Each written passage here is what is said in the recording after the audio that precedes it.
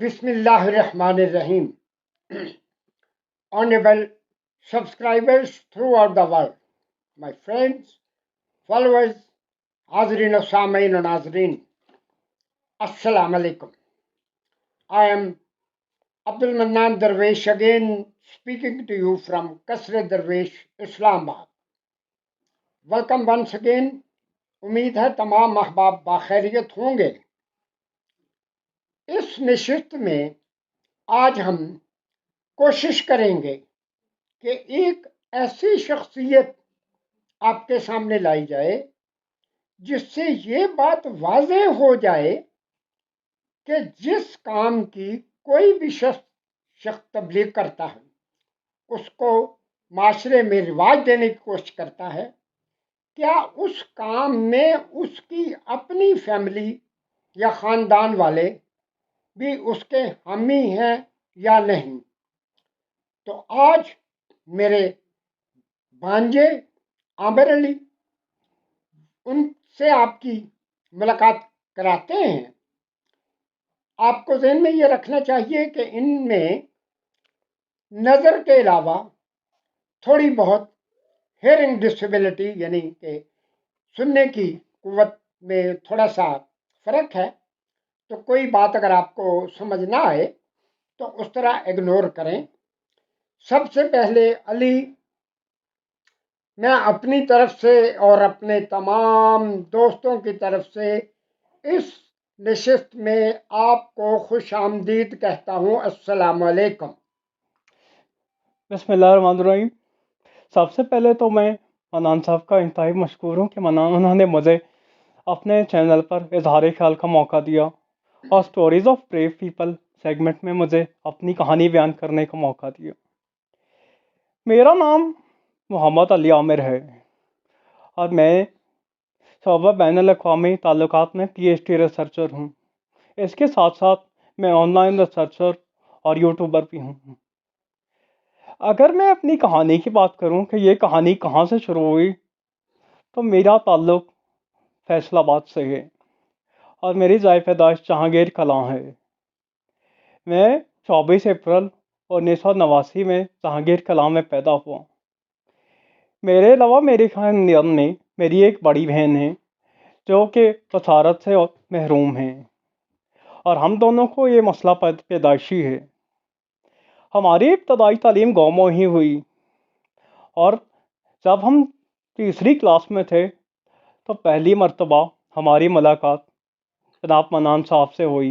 यहाँ ये बात बताना ज़रूरी है कि जनाब मनान साहब रिश्ते में मेरे सबसे बड़े मामू हैं और उस मुलाकात ने हमारी ज़िंदगी बिल्कुल बदल के रख दी, क्योंकि उस मुलाकात में हमें पता लगा कि नाबीना अफराद भी कुछ ना कुछ कर सकते हैं।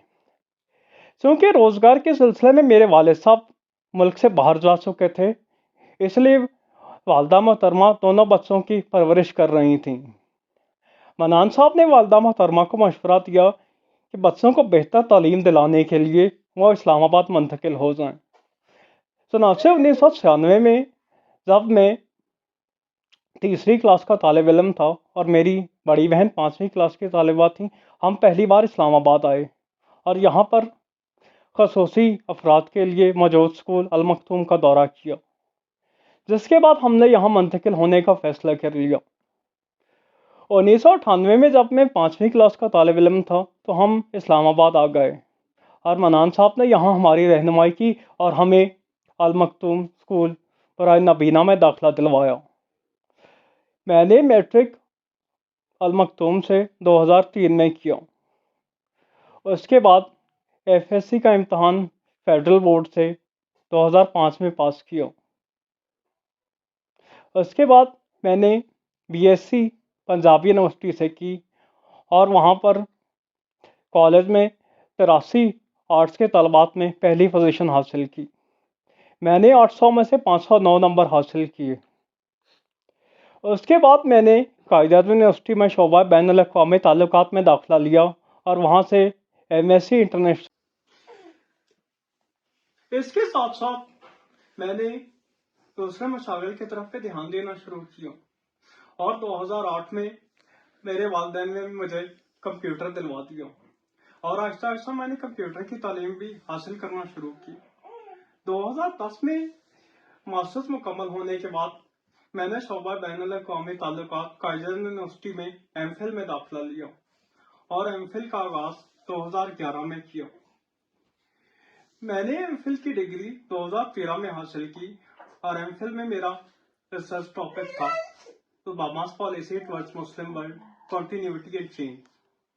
اس کے بعد آہستہ آہستہ میں نے دوسرے کاموں کی طرف توجہ دینا شروع کی، جہاں بھی منان صاحب نے ہماری رہنمائی کی اور انہوں نے مجھے M S C special education میں داخلہ لینے کا مشورہ دیا، اور منان صاحب کی رہنمائی میں میں نے سرحد یونیورسٹی سے M S C special education کیا۔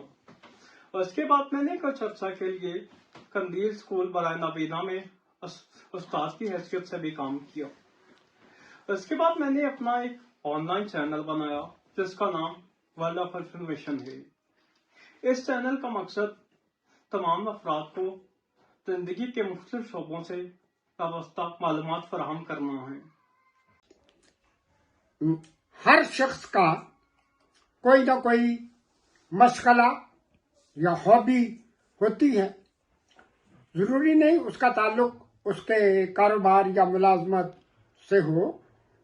مختلف لوگوں کے مختلف مشاغل ہوتے ہیں۔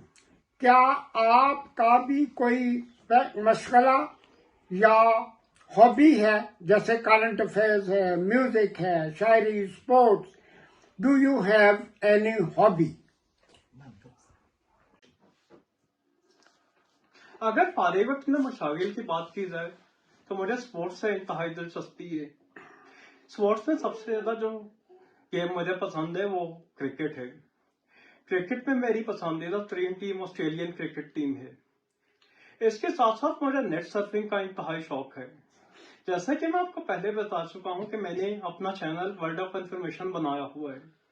اس چینل کے اب تک تقریباً 2300 سے زائد سبسکرائبرز ہیں، اور تمام دیکھنے والوں سے گزارش ہے کہ وہ میرے چینل ورلڈ آف انفارمیشن کو بھی سبسکرائب کریں۔ اس کے ساتھ ساتھ چونکہ میرا تعلق شعبہ بین الاقوامی تعلقات سے بھی ہے، اس لیے مجھے سیاست سے انتہائی دلچسپی ہے، اور مجھے پاکستانی سیاست اور بین الاقوامی سیاست دونوں میں دلچسپی ہے۔ پاکستان میں میں نے ہمیشہ سے ہی جمہوری نظام کی حمایت کی ہے، اور میری انتہائی خواہش ہے کہ پاکستان بھی ایک اچھی اور بہترین جمہوریت بنے۔ اس کے علاوہ مجھے انگلش ناولز پڑھنے کا انتہائی شوق ہے، اور میں یہ تمام ناول اسکرین ریڈر یعنی جوز کی مدد سے پڑھتا ہوں۔ مرتبہ پھر جناب محمد علی عامر اور آپ کے والدین کا میں انتہائی مشکور و ممنون ہوں۔ اپنی طرف سے میرے جو لاتعداد فالوورز ہیں، سبسکرائبرز ہیں، سب کی طرف سے یقیناً آپ لوگوں کی باتیں سن کے ان کے ذہنوں میں یہ خیال دوبارہ سے بیدار ہوا ہوگا کہ جب تک والدین اور بھائی بہن ساتھ نہ دیں اس وقت تک انسان کسی بھی مقام پہ نہیں پہنچ سکتا، ایبل ہو ڈسیبل ہو۔ آخر میں میری خواہش ہے کہ تھوڑا سا آپ the role of your parents, اپنے والدین آپ کی ترقی میں آپ کے والدین کا رول کیا ہے اس کے بارے میں تھوڑی سی وضاحت کریں۔ ایک بات یہاں پر جو واقعی بتانا ضروری ہے کہ آج تک میں نے جتنی بھی ایجوکیشن حاصل کی یا جو بھی ترقی کی، اس کی واحد وجہ میرے والدین ہیں۔ میرے والدین نے گاؤں میں رہنے کے باوجود مجھے تعلیم دلوائی، اور جب میں تیسری کلاس میں تھا تو پہلی مرتبہ جب منان صاحب سے ملے تو میری والدہ نے منان صاحب کا مشورہ مانتے ہوئے ہمیں اسلام آباد منتقل کر لیا، اور اسلام آباد آنے کے بعد ہماری زندگی بالکل بدل گئی۔ میری والدہ نے اکیلی رہتے ہوئے بھی ہم دونوں کی پرورش کی، اور جب والد صاحب 2002 میں وطن واپس آ گئے تو انہوں نے بھی اس کاوش میں بھرپور ساتھ دیا۔ اس کے ساتھ ساتھ منان صاحب ہماری ہمیشہ ہی رہنمائی کرتے رہے، اور انہوں نے مجھے اور میری بہن کو ہر موقع پر ایک اچھا مشورہ فراہم کیا، اور ہمیشہ ہمیں ایک مثبت سوچ دی. اس کے علاوہ ہمارے پورے خاندان نے ہماری تعلیمی سرگرمیوں میں انتہائی تعاون کیا. آخر میں آپ یہ بتائیں کہ آپ معاشرے کو معذور افراد کے ساتھ رویے کے سلسلے میں کیا پیغام دینا چاہتے ہیں؟ معاشرے کو کیا پیغام دیں گے کہ ڈسیبل لوگوں کے ساتھ ان کا رویہ کیا ہونا چاہیے؟ اگر آپ یہ بات کریں کہ ہمارا معاشرہ معذور افراد کے ساتھ کیسا ہے، تو یہ بات ہر کوئی جانتا ہے کہ ہمارا معاشرہ برسوں سے بدحالی کا شکار ہے، اور اس بدحالی کی سب سے زیادہ ذمہ داری عام عوام پر ہے، کیونکہ ہمارے عام عوام شعور نہیں رکھتے اور معذور افراد سے تعاون نہیں کرتے. ہمارے معاشرے کا یہ حال ہے کہ اگر کسی معذور نے پیپر بھی دینے ہو تو اس کو اس سے پہلے پرمیشن لیٹر بنوانا پڑتا ہے. مثلاً اگر کوئی بلائنڈ بچہ جس نے کہ بی ایس سی کے پیپر پنڈی میں دینے ہیں، اسے سب سے پہلے لاہور جانا ہوگا اور پنجاب یونیورسٹی میں جا کر وہاں سے پرمیشن لیٹر بنوانا ہوگا. ظلم اور ناانصافی کی بات تو یہ ہے کہ وہاں میڈیکل چیک اپ کرنے والے ڈاکٹر آپ سے کہتے ہیں کہ آپ اپنی آنکھیں کھولیے، اور اگر آپ اپنی آنکھیں نہیں کھولیں گے تو ہم آپ کو میڈیکل سرٹیفکیٹ نہیں بنا کر دیں گے. اور یہی حال ایف پی ایس سی اور پی پی ایس سی کا ہے. ایف پی ایس سی میں جیسا کہ آپ جانتے ہیں کہ 5 معذور افراد نے سی ایس ایس کا امتحان 2014 تک پاس کیا، لیکن انہی 5 معذور افراد کے مطابق اس کے بعد ایف پی ایس سی نے یہ تہیہ کر لیا کہ آج کے بعد کسی معذور افراد کو سی ایس ایس میں پاس نہیں کیا جائے گا. یہی وجہ ہے کہ 2015 سے اب تک 40 سے زائد معذور افراد، جن میں بینائی سے محروم افراد اور فزیکل ڈسیبل شامل ہیں، سی ایس ایس کا امتحان دے چکے ہیں، لیکن اس کے باوجود وہ اس امتحان میں کامیابی حاصل نہیں کر سکے. یہی وجہ ہے کہ اب آہستہ آہستہ معذور کمیونٹی میں مایوسی پھیلتی جا رہی ہے. اس کے علاوہ ٹریفک نظام کا بھی یہی حال ہے. معذور افراد کے لیے کوئی ٹریفک رول موجود نہیں اور عام عوام ان سے تعاون کرنے پر تیار نہیں ہے. اس کے ساتھ ساتھ اسکولوں کالجوں میں معذور افراد کے لیے نصابی کتب ریل میں موجود نہیں ہے، نہ ہی ان کو اسکرین ریڈر کی سہولیات فراہم کی جا رہی ہیں. ہمارے معاشرے کو چاہیے کہ وہ معذور افراد کے ساتھ تعاون کرے اور اپنے آپ کو شعور میں لائے.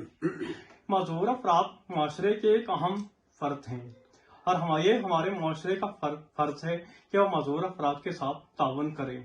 اگر معذور افراد کے ساتھ تعاون نہیں کیا جائے گا تو ہر معذور مایوسی کا شکار ہو جائے گا اور اس سے ہمارے معاشرے پر منفی اثرات مرتب ہو سکتے ہیں.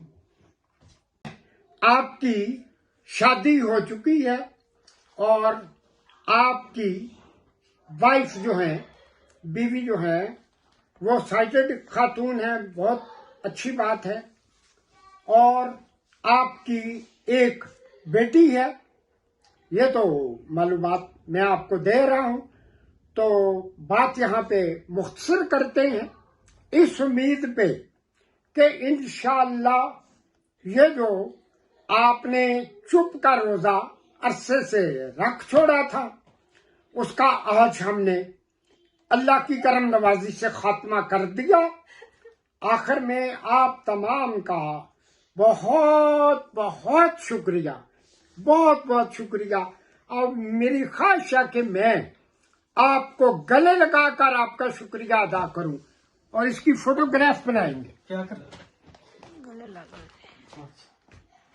شاباش، ویری گڈ، ویری گڈ، بہت اچھا، بہت مزہ آیا. والسلام.